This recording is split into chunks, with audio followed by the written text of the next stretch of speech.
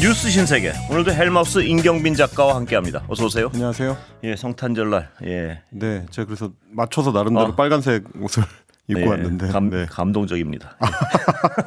요즘은 색깔 있는 옷만 입으면 예. 뭐 어느 정당을 떠올리고 뭐 이런 분들이 크리스마스 많아가지고 분위기 납니다. 예. 네, 조심스러운데 그래서 예. 크리스마스라서 예, 한번 그렇습니다. 입어봤습니다. 예, 고맙습니다. 네.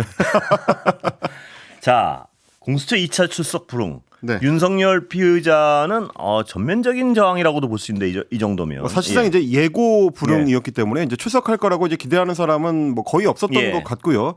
공수처도 표면적으로는 기다린다고 했습니다만은 뭐 사실 큰 기대를 안 했던 것 예. 같습니다. 조금 전에 이제 공수처에서 밝히기로는 오후 6시까지도 어쨌든 윤석열 피의자 측에서 이제 별다른 반응이 없고 뭐 서류가 따로 추가로 접수되거나 혹은 예. 뭐 대리인이 뭐 방문하거나 이런 일이 없었기 때문에 2차 출석은 이제 불응한 걸로 조금 전에 이제 확정이 됐습니다. 예. 뭐 다른 범죄도 아니고 이제 내란죄의 우두머리 혐의를 받고 있는데 예. 이렇게까지 여유 있는 대응을 할 수 있도록 시간을 계속 줘도 되는 것인가 좀 그렇습니다. 의문이 드는 분들이 예. 많을 겁니다. 사실은 우리 이제 평범한 보통 시민들 같으면 경찰서에서 오는 이 과태료 처분 통지서만 하나 와도 예. 가슴이 덜컥 내려앉는 그렇습니다. 법이거든요. 예. 그런데 어떻게 내란죄의 그 혐의를 받고 있는 사람이 이렇게 느긋하게 자기 대응을 좀 준비할 수 있나라는 생각이 좀 듭니다. 일단 공수처가 오늘 출석해달라라고 요구했었던 시각은 오늘 오전 10시인데요.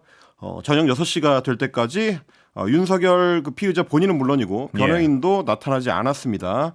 그래서 뭐 관련된 내용을 이제 기자들이 물어봤는데 공수처 관계자의 얘기에 따르면 예. 별도의 어떤 연락이 있었던 것도 아니고요. 변호인들이 선임계를 제출하지도 않았다. 그러니까 네. 엄밀히 따지면 윤석열 내란 우두머리 피의자 같은 경우는 지금 어떠한 법적 조치도 별도로 취하고 있지 않다. 뭐 이렇게 돼야 될 것 같습니다. 대신에 이제 40년 지기 친구라는 이제 석동현 변호사만 예. 수임계도 제출하지 않은 상태에서 일종의 이제 여론전만 벌이고 있는 예. 그런 양상이고요. 내일도 뭐 이제 별도의 그 인터뷰를 갖겠다라고 이제 김용현 전 국방부 장관 측이 밝혔는데 예. 그 경우에도 아마 이제 여론전이 될 것 같습니다. 그런데 그 자리에도 MBC 기자나 JTBC 기자는 초대하지 않겠다라고 얘기를 하는 굉장히 좀 뭐라 그럴까 이제 안 좋은 쪽으로 꼼꼼한 뭐 네. 그런 양상을 펼치고 꼼꼼하고 있습니다. 황당하죠. 근데 뭐 그 꼼꼼하고 황당함이야 이쪽 사람들이 여러 번 보인 거라서 그런데 네, 중요한 건 이 법 앞에서 아주 자기 마음대로 하겠다는 식의 태도예요. 그렇습니다. 부르면 안 나오고 뭘 보내면 받지도 않고. 뭐 석동현 변호사 같은 예. 경우는 뭐 대통령이 부르라면 나가야 되는 사람이냐 뭐 이런 식의 태도를 취하고 있었죠. 그리고 무슨 축하 카드인지 속고 받은 건 열어보고 그렇습니다. 법에서 보낸 건 아예 받지도 않고요. 그리고 뭘 먼저 받고 탄핵을 먼저 하고 뭐 수사는 나중에 받겠다는 둥. 네. 정말 법 위에 오롯이 서서 내 맘대로 하겠다는 이 모습을 근데 공수처는 또 이렇게 모르는가요 보면. 그 우리 수사기관들이 뭐 이렇게까지 중대 범죄에 대해서 조심스럽게 접근하는 경우를 이제 본 적이 있었나 싶을 정도인데. 그렇습니다. 뭐 아마 이제 공수처나 이제 검찰 쪽의 입장은 그래도 현직 대통령직을 유지하고 있기 때문에 가능하면 이제 최대한의 어떤 가능성을 염두에 두고 움직여야 된다라고 판단하는 것 같습니다. 그런데 이제 오늘 기자들이 계속 그 체포영장 관련된 집행 가능성을 물어봤습니다. 예. 그런데 공수처 관계자는 아직 검토할 게 많다. 체포영장까지는 먼 얘기다. 그게 무슨 말인지도 모르겠어요. 이렇게 얘기를 하고 지금 있습니다. 드러난 것만 해도 이건 뭐 상식의 눈으로 보면요. 체포의 사유가 넘치고 흘러나가는 것 같은데 아직 갈 길이 멀다는 식으로 얘기한 게 무슨 말일까요? 그러니까 기존의 이제 어떤 수사 과정들하고 이제 되짚어서 보자면 중대 혐의자가 지금 별다른 반응도 없이 출석 요구에 2차례 응하지 않은 상황이고요. 그래서 보통 이럴 경우에 이제 수사기관은 뭐 2차례 내지는 3차례 정도까지는 출석 요구를 했다가 예. 체포영장을 발부받는 방식 혹은 뭐 긴급 체포를 하는 방식으로 이제 진행을 했었는데 그 가능성에 대해서도 아직은 속도 조절을 한다라고 지금 이제 열어놓고 있는 예. 상태고요. 그리고 이제 관련 피의자들 그러니까 이제 군 지휘관급들 김용현 전 국방부 장관이라든지 특전사령관이라든지 뭐 수도방위 사령관이라든지 뭐 혹은 이제 계엄사령관이라든지 이런 인사들은 지금 전부 구속이 돼 있는 상태거든요. 예. 그래서 관련자들은 나머지가 다 구속이 돼 있는데 유독 내란 수괴 혐의자에 대해서만 이렇게 민기적거리는 이유가 뭐냐. 게다가 다른 사람도 아니고 이제 수괴급의 인사이기 때문에 예. 그것도 이제 그 지위를 국방부라든지 이제 대통령실에서 계속 해왔었던 걸로 보도가 되고 있기 때문에 예. 관련된 증거 자료들을 뭐 지금 이제 폐기하고 있거나 혹은 뭐 이 관련 증인들하고 말을 맞추고 있거나 뭐 이럴 그렇습니다. 가능성도 충분히 상정을 해야 되는데 그 부분에 대해서는 충분히 지금 고려를 하고 있는 건지 예. 이렇게까지 시간이 길어져도 되는 건지라는 좀 의문이 드는데요. 어쨌든 언제 그러면 대응 방안이 나오냐라고 예. 기자들이 물어봤는데 너무 길어질 것은 아니지만 그렇다고 오늘 결정이 나올 것 같지는 않다. 이렇게 이야기를 했습니다. 그리고 이렇게 어떤 법을 정면으로 무시하고 있는데 네. 공수처 입장에서 그럼 국민들한테 이러이러한 사안 때문에 뭐 체포영장 발부가 늦어지고 있는데 네. 뭐 앞으로 계획을 제시하는 것도 아니고요. 아직 한참 남았다는 식으로 툭 던져놓고 말면은 공수처의 또 무능은 너무 여러 차례 봐왔지만 이게 무능한 것인지 의지가 없는 것인지 다시 어떤 근원적인 의심을 할 수밖에 없는 상황이 또 되는 것 같습니다. 사실 이제 지켜보는 시민들 입장에서 좀 황당할 수밖에 없는 것이 공수처가 사건을 받아올 때까지만 하더라도 저희가 뭐 계속 중계하듯이 예. 이 뉴스를 보도를 해드렸습니다만은 계속해서 검찰을 압박해서 예, 그렇습니다. 검찰은 내란죄에 대한 수사 권한이 없지 않느냐 우리한테 넘겨라 이첩해라라고 두 차례에 걸쳐서 이첩 요구를 한 끝에 윤석열 피의자에 대한 사건을 받아온 거거든요. 예. 그런데 정작 수사는 전혀 진척이 안 되고 있다. 이렇게 이제 국민들이 볼 수밖에 없는 상황이고 그렇다면 거꾸로 생각해 봤을 때 그렇게까지 의욕을 보이면서 속도전을 했었던 검찰이 왜 이 사건을 공수처로 갑자기 넘겼는지. 그게 그리고 바로 공수처는 그런 예. 진행을 적극적으로 할 것도 아니면서 굳이 왜 받아왔는지. 그러면 이제 지켜보는 국민들 입장에서는 서로 이제 핑퐁 게임을 하면서 최대한 시간을 늦춰보려고. 그렇습니다. 저 사람들이 합을 맞추는 거 아닌가? 이런 그렇습니다. 어떤 의심을 할 수밖에 없는 상황이기도 하고요. 처분을 늦춰보려고 서로 이렇게 왔다 갔다 하는 일종의 합을 맞춘 거 아니냐. 이런 예. 의심을 좀 할 수밖에 없는 그게 그런 한 상황인 거죠. 1, 2주 전에 일주일 전에 박범계 의원이 이 자리에서 한 의심입니다. 뭐냐면 왜 이렇게 속도를 내던 검찰이 갑자기 브레이크를 밟더니 자리를 넘겨줘 버리고 네. 공수처는 또 지금 이렇게 나오고요. 네. 이거는 정말 바짝 긴장하고 야당이 연합해서 바짝 긴장하고 이 사안을 쳐다봐야 될 때가 같습니다. 보면. 그러니까 국민들 입장에서 봤을 때는 이게 공수처가 어떻게 보면 이제 국민들한테 거짓말을 한 거 아니냐라는 의심까지 할 수 있는 그렇습니다. 거거든요. 이 말도 안 되는 태도 아니겠습니까? 사태 발생 초기만 하더라도 국회의 공수처장이 나와서 체포를 포함해가지고 적극적으로 수사 의지를 갖고 시작하겠다. 이렇게 이제 의지 표명을 했었기 때문에 그 의지만큼의 속도가 나오고 있느냐 이 부분은 좀 의심할 수밖에 없을 것 다시 같습니다. 얘기하면 역시 대규모 특검을 꾸리는 것 외에는 별 방법이 없겠구나 하는 절박함이 또 다시 상기되는 부분이고요. 네, 이 상황을 빨리 해결해야 된다라고 믿는 국민들 입장에서는 그런 생각을 할 수밖에 없을 것 같습니다. 왜냐하면 공수처에 이대로 맡겨놔가지고는 지금 최상병 건도 그렇지 않습니까? 벌써 아무것도 나온 게 없지 않습니까? 그 그렇습니다. 국민들의 여러 같은 분노를 충분히 알고 있는 공수처에서 아직까지도 이렇게 내놓은 게 없는데 이거라고 잘 될까? 더 큰 사건인데요. 그리고 사실 이제 이게 세 가지 갈래에서 다 그런데요. 수사기관도 지금 민기적되고 있지만 정작 소환 요구를 받은 윤석열 피의자 본인도 마찬가지입니다. 아무런 법적 대응을 하지 않고 있으면서도 어제 크리스마스 이브였는데 크리스마스 이브를 맞아서 관저에서 성탄 예배를 드렸다라는 게 확인이 됐습니다. 예. 서울 소재의 한 교회 목사의 주제로 관저에서 예배를 드렸다고 하고요.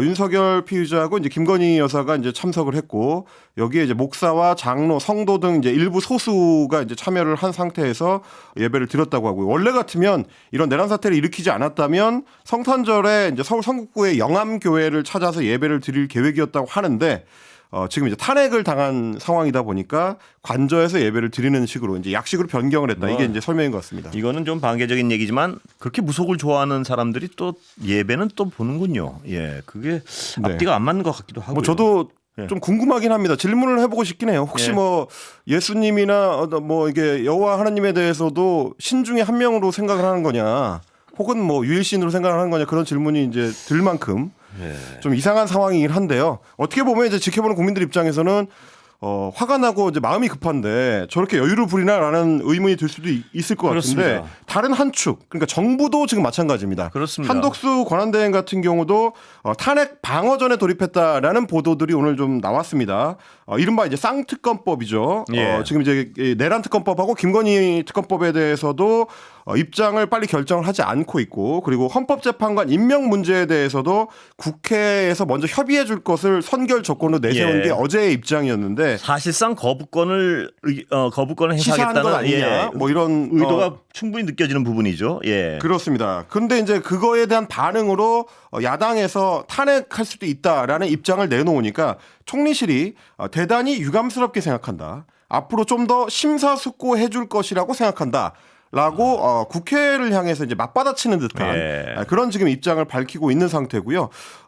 뭐 고위 관계자가 기자들하고 만난 자리에서 이 탄핵 소추에 대해서 한덕수 권한대행에 대한 탄핵 소추에 대해서 결국 대외 신인도로 나타나게 될 것이고 우리 경제에 악영향을 미칠 수밖에 없다라고 이야기를 했다는 얘기를 듣고 저는 좀 황당했던 것이 이 대외 신인도 특히 경제와 관련된 대외 신인도는 일단 정치적인 불안정성이 해소가 돼야 됩니다. 그게 가장 1번이죠 지금. 예. 그렇습니다. 이게 앞으로 어떻게 전개될지를 확실하게 이 가이드라인을 보여줘야지만 신용평가를 하는 회사들도 그 가이드라인을 믿고 한국 경제가 앞으로 어떻게 흘러가겠구나를 예상할 수가 있는 거거든요. 1번은 탄핵이 앞으로 어떻게 흘러갈 것이냐에 대한 명확한 전망이 나와야지 불확실성이 가장 큰 불확실성이 해소되는 건데 그렇습니다. 그걸 한덕수 대행이라는 분이 지금 가장 크게 가로막고 있는 상황이고요. 그러니까 어떻게 보면 헌법적인 어떤 해결 방안 그리고 이제 민주적인 해결 방안이 눈앞에 있는데 그거를 놔두고 계속 시간을 끌면서 이 불안정한 상태를 지속시키려고 하는 쪽이 누구냐. 그러면 지금에 발생하고 있는 우리 경제의 심각한 위기 상황이라는 거는 야당에서 제기한 탄핵 심판 때문에 발생한 거냐. 좀 의아한 상황이 될 수밖에 없는 거거든요. 애초에 계엄을 불법적으로 발령을 하고 그 때문에 이 내란 사태가 발생하지 않았다면 생기지 않았을 경제 위기를 초래해놓고 그 경제 위기를 초래한 정부의 국무위원들이 오히려 뻔뻔하게 나오는 거 아니냐. 말도 안 되는 상황 같은데 이 정도만 말입니다. 수사기관, 행정부 또 피의자 본인.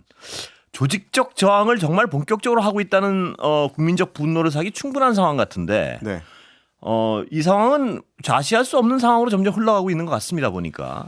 초반에 내란 사태 발생 직후에 있었던 그 정부 고위직들의 어떤 태도하고 최근 한 2, 3주가 흐르고 나서의 태도가 좀 상당히 달라지고 있는 분위기가 읽혀서요.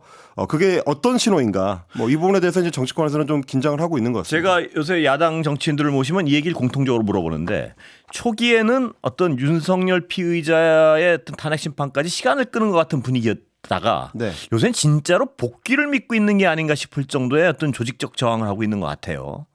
그래서 야당 정치인들은 아직까지 그 상태는 아니라고 어제 김현 의원은 말씀하시던데 계속해서 좀 경계하고 물어보겠습니다. 한번.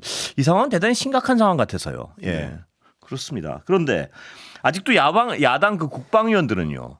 블랙 요원 그러니까 미복귀 복귀하지 않은 계엄 상태에서 복귀하지 않은 블랙 요원이 있다 뭐 이런 얘기까지 하던데 이건 어떻습니까? 민주당의 윤석열 내란 진상조사단에서 계속 제기하고 있는 의혹입니다. 어제도 그런 그 정보를 공개를 했었는데요. 비상계엄 당시에 이제 투입이 됐었던 정보사령부 소속의 블랙 요원들이 여전히 활동 중이고 그중 일부 요원들은 폭약과 권총 등을 소지하고 있다. 이런 주장을 내놓은 겁니다. 그러면서 구체적으로 부여받은 임무를 공개를 했는데 청주공항이나 사드 기지를 공격하는 임무를 이 블랙 요원들이 이제 받았다.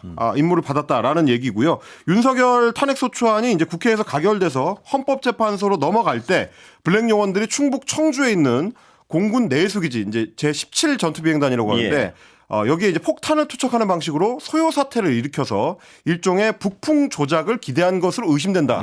이걸 어제 이제 폭로를 했고 그리고 청주 지역에는 5명에서 10명 정도의 요원이 있을 것으로 추정이 되고 일부는 폭약과 권총, 탄창 5개 등을 이제 소지하고 있었다라고 이제 밝혔습니다. 그리고 추가로 경북 성주에 있는 사드 기지에 대해서도 유사한 일종의 이제 테러를 하는 어떤 계획을 가지고 있었다라는 제보도 들어왔다고 하는데 결국 이제 전투 비행단에 대한 공격이나 성주 사드 기지에 대한 공격 두 개 다 북한의 어떤 소행으로 꾸며서 소요 사태를 일으켜서 계엄의 어떤 정당성을 확보하려고 하는 뭐 그런 어떤 시도가 아니었느냐 이게 지금 민주당에서 제기하는 의혹의 핵심입니다. 김병주 의원 같은 경우에는 이제 오늘 아침에도 김어준의 뉴스공장 유튜브 채널에 출연해가지고 어제 저녁에 개인 네트워크로 다시 체크를 해보니까 여전히 복귀를 안 하는 인원이 있다라는 제보가 있었다고 합니다. 예. 이런 내용을 공개하는 게 국익 차원에서 이제 맞는 것인가라는 고민이 있었지만 일단은 청주 비행장에는 이제 알려줬고 예. 사드도 경고를 일단 해주려고 했는데 이걸 빨리 공개해야지만 혹시 발생할 수도 있는 이제 피해를 막을 수가 있기 때문에 그래서 이제 이런 것들을 공개하게 됐다 이렇게 예. 또 설명을 했습니다. 정말 여러 가지 상황, 그러니까 그 조직적 저항하고 아직까지 이 어떤 군 개헌파들이 아직도 암약하고 있다는 설까지요. 이런 상태는 아직까지는 정말 내란이 지속되고 있는 상황으로도 볼 수 있는 굉장히 심각한 상황 같은데요. 민주당에서는 그렇게 이제 우려를 하고 있는 것 같습니다. 일단 국방부에서는 이 주장을 일축을 했는데 예. 그때 동원됐던 관련 요원들은 상황이 종료돼서 다 부대로 원복을 한 걸로 확인을 했다. 이게 예. 이제 김선호 국방부 장관 직무대행의 예. 어제 답변이었습니다. 현재 우리 군은 민간인 블랙 요원을 운영하고 있지 않고 특수 임무를 수행하는 요원들 중에서 부대장에게 직접 확인한 결과 외부에서 활동하는 인원은 없고 지금 제기되고 있는 여러 가지 의혹은 사실이 아니다. 예. 이렇게 일단 국방부의 공식 입장은 나와 있는 상태인데요. 다만 블랙 요원의 활동 같은 경우는 이제 직속 상관한테서만 임무를 부여받고 네. 임무의 어떤 비밀이 상당히 좀 이렇게 보호가 되는 상태이기 때문에 이 설명을 전적으로 완전히 믿을 수 있을 것이냐, 혹은 국방부라고 하더라도 그런 식의 이제 민간인을 통한 비밀 임무를 부여받은 블랙 요원들까지도 완전한 파악이 되고 있는 것이냐, 예. 이런 부분들에 대해서는 좀 의심을 할 수밖에 없는 부분이 있습니다. 그런데 이 의심을 더 짙게 하는 것은 정보사 핵심 요직이에요. 구속된 문상호 정보사령관, 전 정보사령관의 직속 라인이 아직 있다. 뭐 이런 보도도 있던데요. 그 직속 라인이 신임 100여단장이 될 것이다. 라는 얘기 때문입니다. 26일에 취임하기로 돼 있는 게 이제 정모 준장인데요. 예. 여단장 취임을 한다라는 사실이 알려지고 나서 군 내부에서 나오는 걱정이 이 사람이 사실은 계엄 사태의 핵심 인물이었던 정성욱 대령, 이 양심 고백을 했었던 그 정성욱 대령하고 육사 동기고 상당히 막역한 사이다라는 거고요. 그리고 말씀하셨던 것처럼 지금은 구속돼 있는 문상호 정보사령관의 소위 이제 그 핵심적인 어떤 그 측근 그룹 중에 한 명이다. 이런 얘기까지 지금 제기가 되고 있는 상태입니다. 정 준장이 그리고 이제 정보사령부 내에 이제 그 병과 특기를 따지더라도 820 특기라고 해가지고 인적 정보 관련된 특기를 가진 인물이 보통은 100여 단장을 맡기 마련인데 이 사람은 일반 정보병과 출신이다 보니까 왜 굳이 이 사람한테 이 100여 단을 맡기게 됐느냐. 그것도 결국 정보사령부 내에 있는 소위 이제 문상호 라인을 완전히 정리하지 못한 결과 아니냐. 이런 의문들이 지금 제기가 되고 있는 상태입니다. 정말 여러 가지 어떤 흉흉한 보도들이 권영세 비상 대책위원장 내정자입니다. 내정자죠 지금. 국민의힘의 비상대책위원장 권영세 내정자가 헌법재판관 임명안이 통과하면 헌법 소원을 제기하겠다 이런 얘기까지 했어요. 최근에 이제 국민의힘의 지도부 인사들한테서 나오는 발언들이 정교하게 검토된 발언인가 좀 의문이 드는 것들이 있는데 오늘 발언도 마찬가지입니다. 권영세 국민의힘 비상대책위원장 내정자 헌법재판관 후보자 임명 동의안이 국회 본회의를 통과하게 되면 거기에 대해서 헌법 소원을 청구하겠다. 이렇게 이제 주장을 하고 나섰습니다. 근데 헌법재판소는 이미 입장을 밝혔잖아요. 임명할 수 있다고.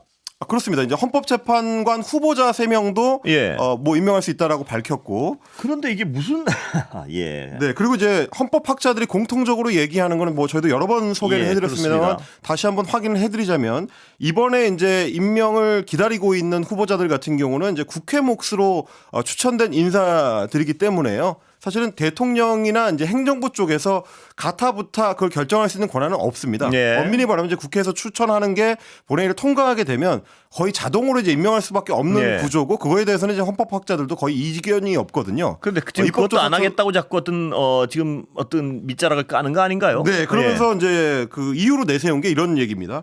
탄핵이 유행이 돼서 국회가 이런 정도로 여야 어느 한쪽의 의석수가 치우치게 되면 어느 당이든지 대통령을 탄핵하려고 할 수도 있다. 이게 저는 처음에도 기사를 보고 제가 실제로 본 내용이 맞나라는 의문이 좀 들었는데 대통령 얘기죠? 탄핵이 유행이 된다. 그러니까 헌법재판관은 3명을 국회 몫으로 추천을 해가지고 9명의 헌법재판관을 채우면 정상 운영이 될 수 있도록 만들면 대통령 탄핵이 유행이 돼가지고 국회 의석수에 따라서는 어느 당이든지 대통령을 탄핵하려고 할 것이다. 아니 우리 헌법에는 대통령을 탄핵할 수 있는 이유가 정해져 있거든요. 대통령이 실정법을 위반하거나 헌법에 어긋나는 일을 했을 때는 탄핵할 수 있는 게 국회의 권리이기 때문에 그럴 때는 뭐 이제 그게 여당이든 야당이든 탄핵을 해야 되는 거고요. 예. 조건이 안 되면 탄핵을 못 하는 겁니다. 예. 헌법재판관이 9명이 차 있든 6명밖에 안 되든 그게 변수가 될 수는 없는 거라는 거를 국회의원을 벌써 5번째 하고 있는 분이 모를 리가 있을까? 예. 저는 좀 의문이 드는데 그러면서 이런 얘기를 했습니다.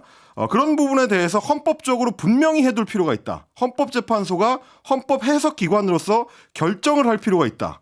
아니 국회에서 3명의 헌법재판관 후보자를 추천하는 거는 헌법에 적혀있는 예. 입법부의 권한이거든요. 근데 그거를 다시 헌법재판소에 물어본다는 게 무슨 의미일까? 그리고 이미 헌법재판소의 입장도 나와 있고요. 그런데 이렇게 해가지고 이들은 뭐랄까요? 이 어떤 정말 질질 끌다가 이 6명으로 해서 이 탄핵을 무효화시킬 수 있다고 믿고 있는 건가요? 혹시? 사실 이게 논리적으로 느껴지지는 않아가지고 예. 왜 이런 말을 하는지는 잘 모르겠는데 이런 얘기도 했습니다. 사실관계를 조사하는 게 아니기 때문에 헌법재판소가 지금 이 탄핵 심판과 관련해서 사실관계를 조사하는 게 아니기 때문에 심리하는데 시간이 많이 걸리지 않을 것이다라는 얘기를 했는데요. 이제 이것도 헌법재판관 3명을 임명하는 절차를 권한대행할 수 있느냐 이제 이런 얘기입니다. 네. 지금 헌재에서는 대통령 윤석열에 대한 탄핵 심판을 최우선으로 하겠다라고 이미 선언을 해놓은 상태인데 예. 시간이 오래 걸리지 않는다라는 거는 누구의 권한으로 누구의 생각으로 그런 판단을 내릴 수 있는 건가 이런 것도 좀 의문이고요. 결국 이게 다 시간을 끌기 위한 목적으로 보이는데 예. 그러면 시민들이 봤을 때는 자기 정치 세력의 어떤 정치적 이익을 위해서 내란 수괴 혐의를 받고 있는 사람의 탄핵 심판을 지연시키고 방해한다. 그게 넓게 보면 결국 이제 내란을 방조하거나 연장시키고 내란을 있다. 연장시키는 예. 것 아니냐 이렇게 좀 생각할 수 있는 거거든요. 지금 위기에 처한 집권 여당에서 해야 될 이야기들이 혹은 행동들이 이런 것인가 좀 의문이 들긴 합니다. 정말 답답하고 황당한 상황이 이어지고 있는데요. 그런데 이 와중에 짧게 네. 명태균 씨가 김건희 여사에게 조언했다는 사실이 확인됐다. KBS가 이거, 예. 지금 관련된 단독 보도 내용을 쏟아내고 있는데요. 텔레그램 메시지 등을 이제 확인을 해봤더니 예. 검찰총장에서 물러난 2021년 3월 직후부터 윤석열 대통령 측에서 예. 명태균 씨랑 텔레그램 메시지를 주고받으면서 언론사 인터뷰라든지 예. 뭐 이런 것들에 관련된 조언을 계속해서 구했고 예. 이거는 대통령에 당선된 이후에도 김건희 여사 등등을 통해서 계속해서 이어졌다. 사실상 상당히 좀 깊이 있는 조언을 구하는 예. 굉장히 중요한 조언자였다라는 게 지금 검찰 수사를 통해서 확인이 되고 있는 것 같습니다. 예. 예를 들면 이태원 참사 국정조사와 관련해 가지고 조사위원을 추릴 때도 그걸 김건희 여사가 명태균 씨하고 소통을 하면서 누구를 조사위원으로 삼아야 될지 이런 예. 것들을 물어봤다는 건데 여당에서 당에서 결정해야 될 조사위원을 선정하는 문제를 김건희 여사가 개입하는 것도 예. 이것도 국정 개입인데 예. 거기에 명태균 씨 같은 출처를 알 수 없는 조언자한테서 국회의원 누구를 써라 이런 조언을 들었다. 이거야말로 국정농단으로 가는 길이 아닌가. 이 그런 상황이 생각이 좀 말입니다. 듭니다. 지금 내란 혐의를 제외하더라도 지금 탄핵 사유는 넘쳐나는 것 같은데 이거조차가 어떤 명백한 불법적 어떤 국정 개입 아니겠습니까? 국정농단이 될 수 있죠. 근데 이런데 지금 어떻게든지 이 탄핵 자체를 물러보려는 움직임이 있는 것 같아서요. 예. 여기까지 듣겠습니다. 네, 쉽지 않을 겁니다. 예.